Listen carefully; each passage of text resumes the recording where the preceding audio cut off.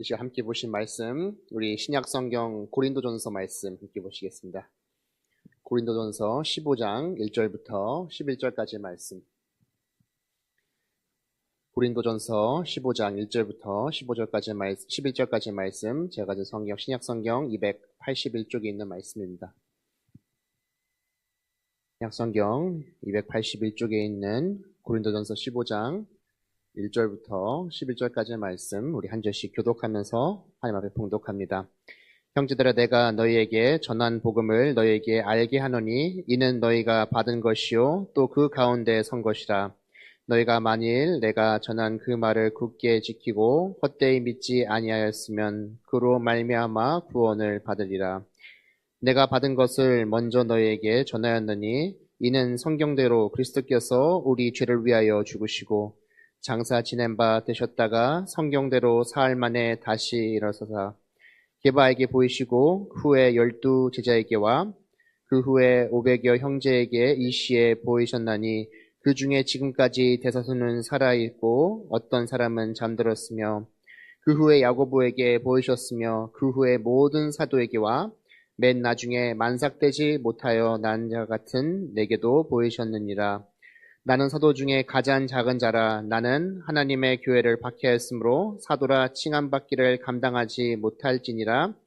그러나 내가 나된 것은 하나님의 은혜로 된 것이니 내게 주신 그 은혜가 헛되지 아니하며 내가 모든 사도보다 더 많이 수고하였으나 내가 한 것이 아니요 오직 나와 함께 하신 하나님의 은혜로다. 함께 읽겠습니다. 그러므로 나나 그들이나 이같이 전파하매 너희도 이같이 믿었느니라. 아멘. 오늘 함께 하신 우리 모두에게 하나님의 은혜와 평강이 있기를 간절히 소망합니다. 우리가 지난 그 인천에 있었던 우리 감리교회, 내리 감리교회 가셨던 분들은 기억나실지 모르겠어요. 그 처음에 그 교회에서 그 안내해 주셨던 그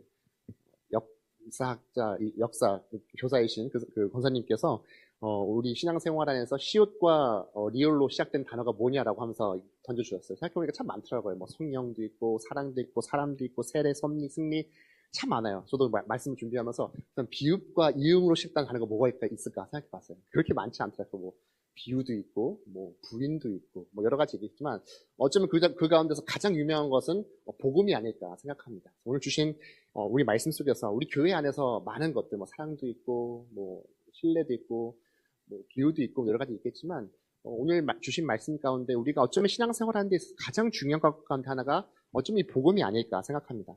오늘 말씀에서도 사도 바울 역시 우리들에게 이 복음을 지금 강조하고 있는 것을 볼 수 있어요. 그 이유가 무엇입니까? 교회는 복음으로 시작하고 복음으로 살아나며 또한 복음 위에 세워지는 것이 바로 교회이기 때문에 어쩌면 그러지 않을까 생각합니다. 중요한 것은 무엇일까요? 이 복음은 사실 우리의 신앙에 있어 한결같은 것이 바로 복음입니다.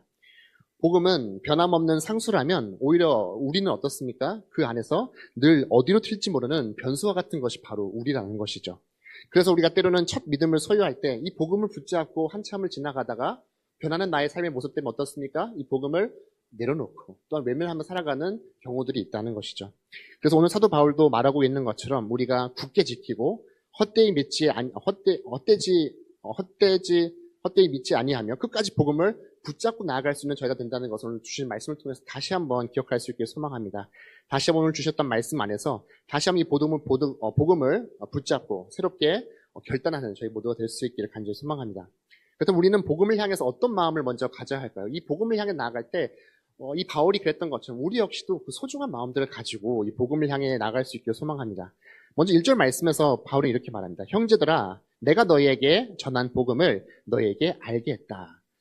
이 말씀을 이 공동개역 성경으로 다시 한번 번역해서 보면은 형제 여러분, 전에 내가 전해준 복음을 여러분의 마음속에 되새겨 주려고 합니다라고 이야기하고 있습니다. 바울은 오늘 말씀 속에서 바로 이제 본론으로 들어가고 있는 것을 우리가 보게 됩니다. 앞서 말씀드린 것처럼 복음은 어떻습니까? 변함없이 늘 우리 곁에 있는 것이 변함없는 것이 바로 복음이죠. 근데 우리는 어떤가요? 앞서 말씀드린 것처럼 연약한 존재입니다. 언제 변할지 모르고 어디로 튈지 모르는 것이 바로 우리라는 것이죠. 그래서 오늘 말씀에서 이야기하고 있는 것처럼 이 복음을 향해서 다시 한번 되새기는 시간들, 되돌아보는 시간들이 우리의 삶 가운데는 반드시 필요하다는 것입니다.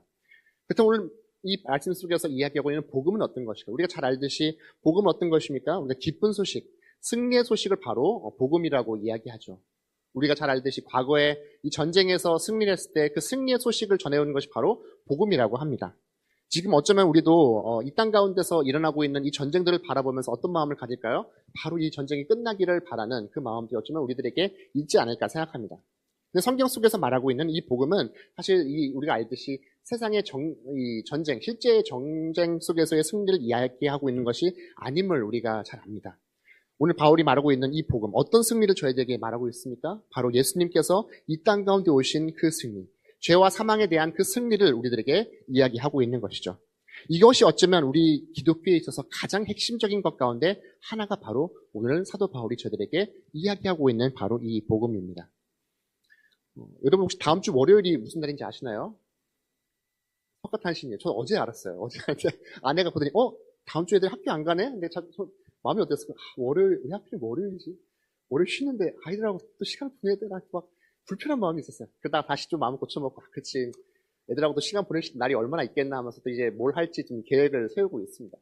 어찌됐든 이렇게 이제 석가탄신일 보면 이제 부처님 대해 생각하죠. 근데 불교만 보더라도 사실 타종교에서도 마찬가지예요. 많은 이 타종교에서는 우리가 어떠한 위치에 도달하기 위해서 또는 신앙의 성숙을 위해서 상당히 많은 수행이나 노력과 인간의 애씀이 필요하다라고 저희들에게 말합니다.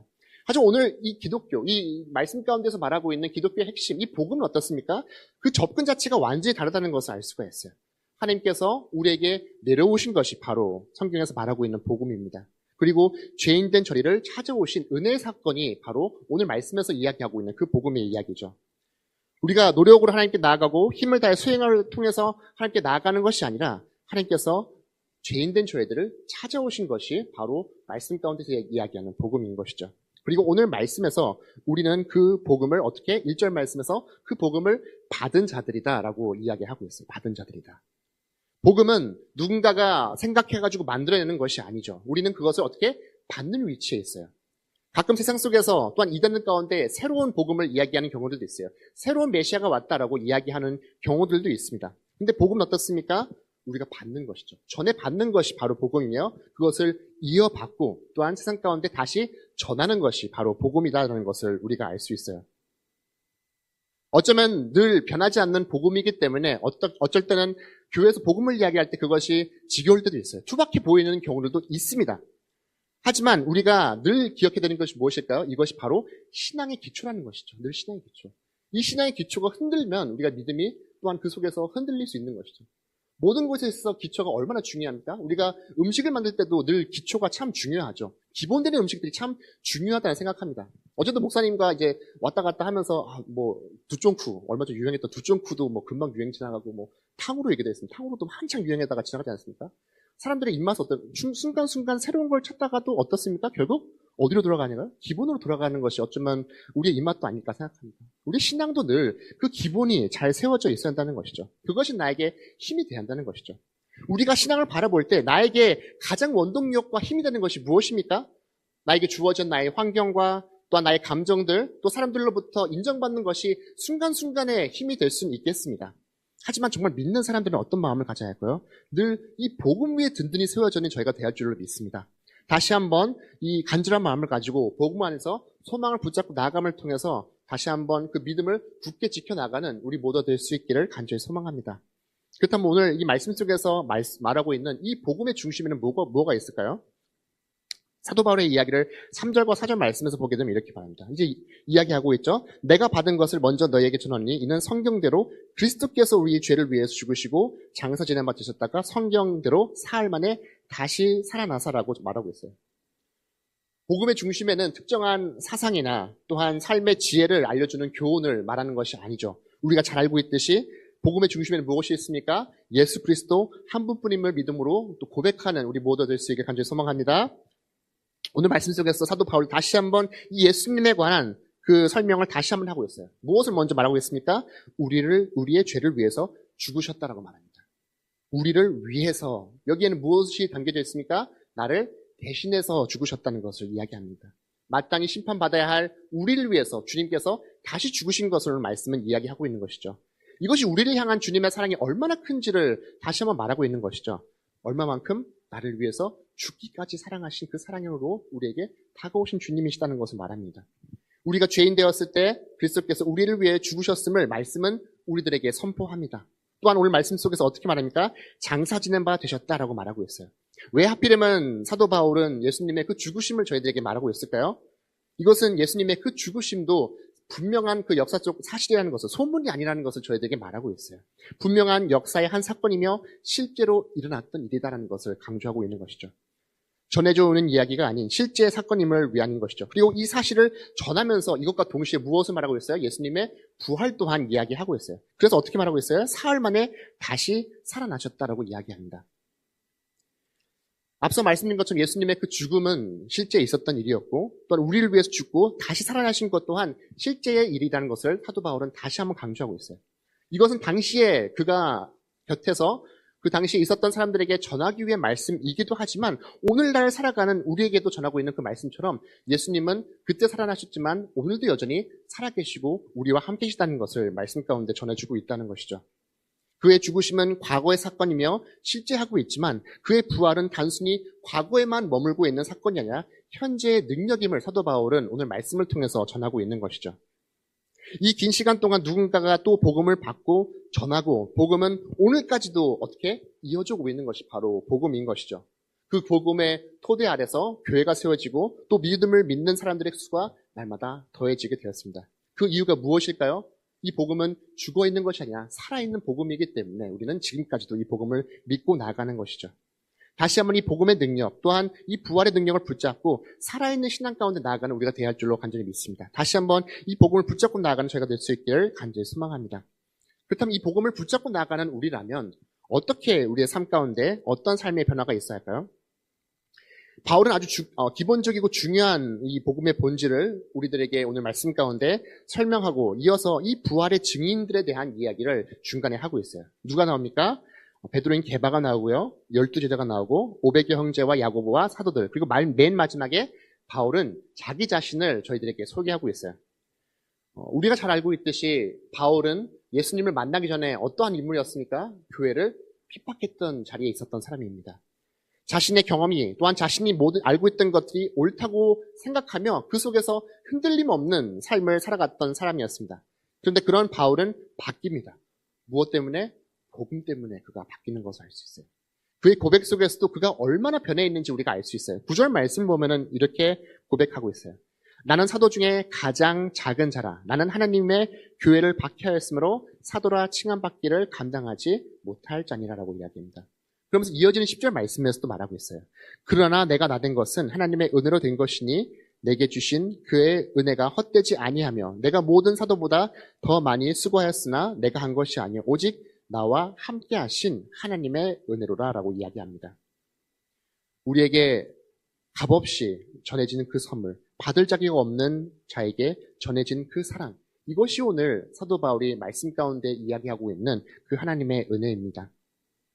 주님을 만나기 전까지 내가 가진 힘으로 바울은 살아왔겠지만 이제 주님을 만나고 나서 그 은혜로 지금까지 올 수 있었음을 우리 말씀 가운데 고백을 하고 있는 것이죠. 저는 오늘 이 말씀을 준비하면서 스스로에게 한 가지 질문을 던졌습니다. 나에게 복음이란 무엇일까? 나에게 복음이란 무엇일까? 어쩜 우리 각자가 지금까지 걸어왔었던 그 삶의 모습들이 다 다르기에 조금씩 나에게 있어서 복음은 조금씩 다르지 않을까 생각합니다. 우리가 앞서 함께 교회에서 나에게 김포하신 교회란이라는 그 제목처럼 다 다른 고백들을 하지 않을까 생각합니다. 저는 이걸 생각하면서 나에게 과연 복음이란 무엇일까라는 그 질문 속에서 포기하지 않으심이라는 단어가 생각이 났습니다. 이제 5월도 조금 있으면 끝납니다. 근데 5월을 맞이하면은 저는 늘 생각하는 것이 목사 안수를 5월에 받았어요. 목사 안수를 올해 받았기 때문에 올해가 횟수로 한 15년쯤 되는 것 같더라고요. 그래서 그래도 시간이 조금 빨리 지나간다. 올해도 시간이 빨리 가는 것 같은데 또 안수 받은 걸 생각하면 그냥 시간은 빨리 지나간다라는 생각을 또 하게 되었어요. 어쨌든 이렇게 목회 안수를 받게 되면서 아마 목회자들 중에서 평탄한 목회 생활을 했던 목회자는 아마 없지 않을까 생각합니다. 다 그 목회 여정 속에서는 어려움들도 있고 또한 이 고민하는 순간들도 다 있지 않을까 생각합니다. 저 역시도 그 목회 과정들을 되돌아보면은 끝없이 저를 흔드는 일들이 항상 있었어요. 그래서 때로는 목회의 길을 떠나고 싶은 마음도 있고 또 예전에 한번 말씀드린 적이 있지만 그걸 통해서 이 일도 해보고 또 저 일도 해보고 다양한 곳을 한번 쑤셔봤던 경험들도 참 많이 있습니다. 근데 다시 한번 지금 있는 제 모습을 되돌아보고 다시 한번 생각해보면은 늘 하나님께서는 포기하지 않으셨다는 그 마음이 듭니다. 복음을 통해서 다시 한번 세워주시고 또한 다시 한번 그 발버둥 치는 그 가운데서 복음의 길을 갈 수 있도록 포기하지 않으시는 그 하나님을 발견할 수 있었던 것이죠. 오늘 바울이 하나님의 은혜라고 말할 수 있었던 그 이유가 무엇일까요? 물론 자신의 그 낮아짐에 대한 것들도 그는 발견하면서 그것이 하나님의 은혜다라고 이야기할 수 있겠지만 어쩌면 지금까지 살아왔었던 이 바울의 삶에 있어서 자신은 변할 수 없는 사람이었던 것이죠. 자기가 붙잡고 있었던 것은 불변의 진리라고 그는 생각해 왔습니다. 하지만 그러한 자신도 어떻게 복음을 만나고 하나님의 만남을 통해서 변해 있는 그 현실을 바라볼 때 이 모든 것이 하나님의 은혜며 또 능력임을 찬양할 수밖에 없는 것이죠. 복음이 우리 삶 가운데 임하면 우리는 오늘 바울처럼 새롭게 될 수 있다는 것을 믿고 고백하는 죄가 될 수 있기를 소망합니다. 넘어진 저희들을 이렇게 세워주시고 또 죄인된 저희들을 변화시켜 주시고 절망 가운데 있는 저희들에게 소망을 주는 것이 바로 복음이죠. 그렇게 오늘 말씀 가운데 등장하는 베드로도 또 바울도 또 이 초대교회 역시 부활의 증인들이 되어서 복음 안에서 새 삶을 살게 되었던 것이죠. 우리의 삶을 되돌아볼 때 여전히 변하지 않는 것들이 있습니까? 우리가 그것들을 인지하는 것도 중요합니다. 내가 아직도 변하지 않았다는 것을 아는 것도 중요하지만 더 중요한 것은 어쩌면 그 사실들을 알고 변화된 삶을 살아갈 수 있는 그 용기가 아닐까 생각합니다. 그렇기 위해서 우리는 어떻습니까? 다시 한번 그 복음 안에서 소망을 붙잡고 나아가는 저희가 될 수 있기를 바라고 또한 다시 한번 복음을 붙잡고 나아감을 통해서 그 복음의 능력 가운데 변화된 삶을 살아가는 저희들가 될 수 있기를 간절히 소망합니다. 믿음의 선조들에게 복음의 능력이 임했던 것처럼 다시 한번 오늘 살아가는 저희들에게도 그 복음의 능력을 통해서 놀라운 변화의 역사를 경험하는 저희가 될 수 있기를 간절히 소망합니다. 마지막으로 오늘 말씀 속에서 이 복음이 우리의 삶 가운데서도 분명히 중요하겠지만 늘 복음은 교회 중심이 된다는 것을 다시 한번 기억할 수 있기를 소망합니다. 마지막 11절 말씀에서 바울이 이렇게 말하고 있죠. 그러므로 나나 그들이나 이같이 전파하며 너희도 이같이 믿었느니라 라고 말합니다. 어쩌면 초대교회가 처음에 어쩌면 이렇게 든든하게 세워져 있을 수 있던 이유가 무엇일까요? 사람의 수가 계속해서 더해졌던 그 이유가 무엇일까요? 바로 이 살아있는 복음을 믿었기 때문에 그렇게 된 것임을 믿으시길 소망합니다. 오늘날 우리 역시도 이 복음 안에서 살아가죠. 믿음 가운데 살아가고 있습니다. 하지만 때로는 우리의 삶 가운데 이 믿음이 연약해지는 순간들이 있다는 것이죠. 어떻습니까? 오늘날의 교회에서도 마찬가지지만 때로는 우리의 믿음의 공동체 안에서 크고 작은 문제들을 만나게 되는 경우도 있다는 것이죠. 긴 시간이 지나오면서 우리는 지금까지 경험해왔던 그 신앙의 경험이나 생각의 차이들로 때로는 믿음의 공동체 안에서 분열이 일어나기도 합니다. 다툼이 일어나기도 하고요. 때로는 나의 마음이 재물에 빼앗기는 경우들도 있고요. 때로는 그 속에서 음란이나 중독의 문제들도 믿음 안에서 생겨날 때도 있습니다. 하지만 그 이유가 무엇일까요? 우리가 늘 복음만 붙잡고 나아간다면 되겠지만 복음보다 다른 것에 그 마음을 먼저 빼앗기는 경우들에 이러한 문제들이 생기지 않을까 생각합니다. 저는 요즘에 많은 그 신앙의 고민과 상담들을 들어주는 그 영상들을 보고 있어요. 물론 사람들이 신앙 안에서 갖고 있는 그런 문제들 또한 그것에 따른 해결책들은 각각 다르겠지만 이 모든 것들을 관통하는 하나의 해결책이 있다는 것을 보게 되었어요. 물론 많은 문제들이 있겠지만 우리가 그 문제들보다 더 사랑하는 것이 있다면 더 마음을 쏟는 것이 있다면 그 문제들은 결코 문제가 되지 않는 경우들을 발견한다는 것이죠. 우리 어떤 마음을 가지고 살아갈까요? 우리를 향하신 그 주님의 사랑을 다시 한번 붙잡고 우리 역시 주님을 향한 그 사랑의 마음으로 나의 삶을 되덮을 때 삶이 주님의 사랑 가운데 가득 채워지게 될 때 우리의 시선과 우리의 생각과 또한 우리의 마음이 주님으로 가득 찰 수밖에 없다는 것을 다시 한번 붙잡고 나아갈 수 있게 소망합니다. 우리가 누군가를 사랑하고 초창기에 연애를 하면 어떻습니까? 헤어지고 싶지 않은 그 마음이 들어요. 처음에 자식을 낳을 때도 정말 이 아이를 항상 마음속에 품고 싶은 그 마음이 있습니다. 하지만 어떻습니까? 연애의 기간도 길어지고 또한 이 상대방과 매일매일 함께 있는 시간들이 길어진다면 이 뜨거웠던 사랑의 마음보다는 어떤 마음이 더 남습니까? 우정이 남거나 아니면 의리가 남게 되죠. 우리 자녀들을 볼 때도 이 책임감을 가지고 그들을 바라보는 경우들이 더 많습니다. 그래서 우리는 때로는 함께하는 배우자나 자녀들을 함께하는 그 시간들이 익숙해지는 경우들이 있어요. 그 첫사랑의 마음들을 잊고 살아가는 경우들이 있답니다. 물론 그때처럼 항상 뜨겁게 사랑할 수가 없겠죠. 만약에 매일매일 우리가 정말 뜨겁게 사랑한다면 어떻게 될까요? 그 청춘으로 살아간다는 것은 결코 쉬운 일은 아닐 거라 생각합니다. 그럼에도 불구하고 우리는 그때 시간들을 분명히 기억하는 저희가 돼야 한다는 것이죠. 그리고 그 기억으로 때로는 의도적으로 상대를 사랑하는 그런 연습들을 할 필요가 있다는 것이죠. 우리 신앙 가운데도 마찬가지입니다. 오늘 말씀 가운데 이야기하는 이 복음을 붙잡고 나아가는 그 마음도 우리에게는 늘 있어야 한다는 것이죠. 이제 말씀을 마무리하겠습니다. 우리는 어떻습니까? 앞서 말씀드린 것처럼 우리에게는 늘 이 연약한 부분들이 있습니다. 변치 않는 복음은 늘 그 자리에 있지만 우리는 이 복음을 향한 고마움의 마음, 감사의 마음을 어떻게 잊고 살아가는 순간들이 있다는 것이죠. 여전히 그 복음으로 인해서 우리는 새롭게 다시 일어설 수 있는데 어떻습니까? 그 사실을 잊고 살아가는 순간들이 있죠. 그래서 나의 힘대로 살아가려고 하기도 하고 세상의 방법을 뒤쫓는 경우들이 있다는 것이죠. 세상은 어쩌면 끊임없이 다른 것을 우리가 붙잡아야 한다 저희에게 말합니다. 성공을 붙잡고 말하고 돈을 붙잡으라 말하고 사람들을 붙잡으라 저희들에게 이야기합니다. 그러나 오늘 말씀 속에서 바울은 어떻게 말합니까? 너희가 만일 내가 전한 그 말을 굳게 지키고 라고 저희들에게 이야기합니다. 교회가 끝까지 붙잡아야 할 것이 무엇일까요? 바로 오늘 말씀 속에서 계속해서 강조하고 있는 바로 이 복음인 것입니다. 우리를 살리는 것도 복음이요, 무너진 영혼을 다시 일으키는 것도 복음이요, 또한 교회를 다시 살리는 것 또한 복음임을 믿음 가운데 고백하는 저희가 될 수 있기를 다시 한번 소망합니다. 다시 한번 그 십자가의 능력, 오늘 우리와 함께 계시고 살아계신 그 주님을 기억해 나아가며 다시 한번 이 복음을 붙잡고 나아감을 통해서 새로운 삶, 생명의 삶을 살아가는 우리 모두가 될 수 있기를 간절히 축원합니다.